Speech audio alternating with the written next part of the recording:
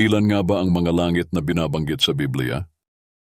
Sa Biblia, ang salitang langit ay maaring magkaroon ng iba't ibang kahulugan at iba't ibang interpretasyon ang lumitaw sa paglipas ng panahon.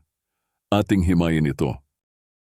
Una, ang langit ay maaring tumukoy sa espasyo, kung saan lumilipad ang mga ibon at lumulutang ang mga ulap. Ito ay tinatawag na unang langit. Sa Genesis chapter 1 hanggang 20, sinasabi, "At sinabi ng Diyos, pumutok ang tubig ng mga kinapal na may buhay, at mga ibon na lumilipad sa ibabaw ng lupa sa kalawakan ng langit."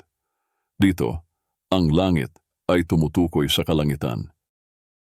Mayroon naman tayong tinatawag na ikalawang langit, na tumutukoy sa kalawakan, ang lugar ng mga bituin, planeta, at mga galaksiya.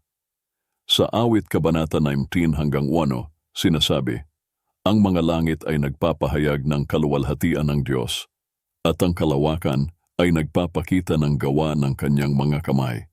Ito ay nagpapahiwatig ng malawak na kalawakan na ating nakikita." Ang ikatlong langit, isang espiritual na kaharian sa kabila ng ating pisikal na mundo. Ang apostol na si Pablo ay tumutukoy dito sa 2 Korinto Kabanata 12.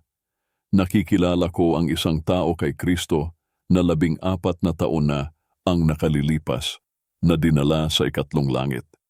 Ito ay kadalasang itinuturing na tirahan ng Diyos at ng mga anghel. Ang ilang sinaunang mga tekstong Hudyo, tulad ng aklat ni Enoch, ay naglalarawan ng mas marami pang mga antas ng langit.